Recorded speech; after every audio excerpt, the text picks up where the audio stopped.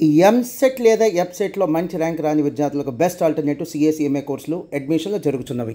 ఎన్ని జనరేషన్స్ లీడర్స్ని చూసారు సార్ మొత్తం? నేను దాదాపు నేను పదవిలోకి వచ్చిన తర్వాత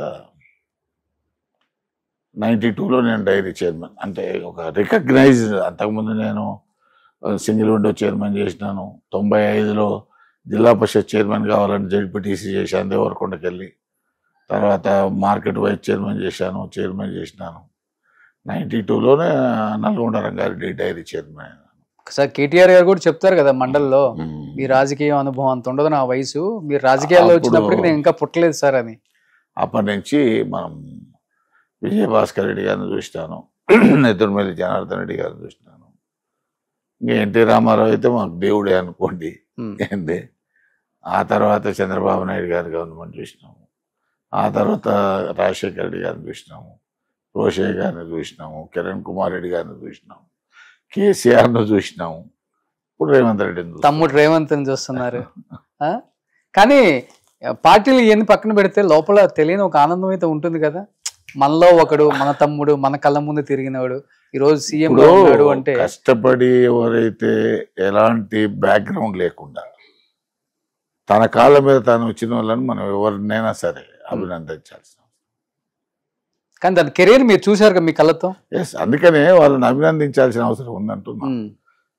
మనిషిలో ఏదో టాలెంట్ లేకపోతే ఇందాక ఎట్లా వస్తారు ఎవరమైనా? ఇప్పుడు 99లో నేను మొదటిసారి పార్లమెంట్ సభ్యుని. చంద్రబాబు నాయుడు నాకు బీ ఫారం ఇచ్చే ముందు ఆపేసినాడు, నువ్వు మిర్యాలగూడలో పోటీ చేయాలని. మిర్యాలగూడలో ఎవరు కాంగ్రెస్ క్యాండిడేట్ అప్పుడు? జయపాల్ రెడ్డి గారు. జయపాల్ రెడ్డి గారి మీద పోటీ చేయమని నాకు బీ ఫారం ఆపేసినాడు. 3 days ఆపేసినాడు. నేను చేయనని చెప్పాను. నేను అప్పటికే ఆంధ్రప్రదేశ్ డైరీ చైర్మన్ సార్, నాకు ఎంపీ లేకుండా నేను ఈ డైరీ చైర్మన్తో ఉంటాను. లేదు నువ్వు చేయాలి మిర్యాలగూడ అన్నాడు. చేయను. అప్పుడు మాధవరెడ్డి గారు పోయి కన్వీన్ చేసి మళ్ళా నల్లగొండకు బీ ఫారం తెచ్చారు. ఎలా సార్ కుటుంబం సభ్యుడిగా చెప్పండి, అంటే కుటుంబానికి ఇచ్చే విలువ కావచ్చు, బంధువులకు ఇచ్చే విలువ కావచ్చు, మన మన బంధువులు, మన చుట్టాలు, మన వాళ్ళు అనే దానికి ఎంత విలువ ఇస్తారు రేవంత్ రెడ్డి గారు? సరే, నేను అంత పర్సనల్గా ఎప్పుడు చూడలేదు. ఎందుకంటే ఆయన కుటుంబం తరపున చాలా మంది ఎవరు చెప్పినా చాలా ఎమోషనల్, ఆయన చాలా మంచి బాండింగ్స్ ఉంటాయి అందరితో. నేను ఎప్పుడు పర్సనల్గా అంత లోతుగా ఆలోచన చేయలేదు, అంత లోతుగా కలిసి లేదు ఫస్ట్ లో కూడా. ఎందుకంటే పార్టీలు వేరుగా ఉండేది. పార్టీలు కదా, కుటుంబం కదా. కుటుంబంలో ఏముంటుందండి, ఎప్పుడైనా ఫంక్షన్లు ఉంటే పోయేదే తప్ప రోజువారీ కార్యక్రమాలు ఏముండవు కదా. ఆయన మాత్రం ఒక అంబిషన్ పెట్టుకొని ఉన్నాడు. నేను 2009 ఎన్నికల సందర్భంగా ఆయన వేరే వాళ్ళ మా మిత్రులతోనే భవిష్యత్తులో నేను సీఎం అవుతాను అనేటువంటి ఒక దృక్పథం ఉన్నటువంటి వ్యక్తి. ఓకే, దాంట్లో ఏమనుమానం లేదు. 2009లో దాన్ని సాధించినాడు ఆయన. చూడండి, చాలా తక్కువ టైమే. 2009 అంటే గట్టిగా 14 ఏళ్లలో తిప్పి కొడితే తెలంగాణ. ఆయన కూడా 2023లో ముఖ్యమంత్రి అవుతాను అని అనుకున్నవాడైతే కాదు నా లెక్కలో. ఆయన 2028 టార్గెట్ అయినది. కానీ 5 ఏళ్ల ముందే వచ్చింది అవకాశం, భగవంతుడు కల్పించింది ఆయనకు.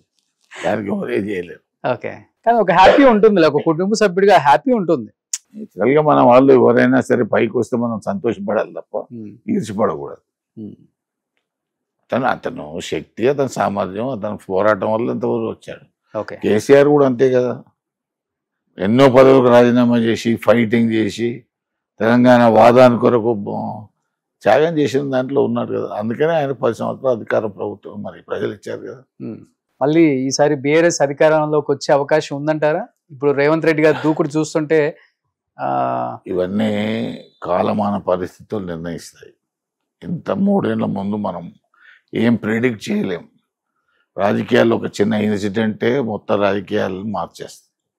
కాబట్టి మనం అడ్వాన్స్ ప్రిడిక్షన్ అనేది సరిపోయేది కాదు.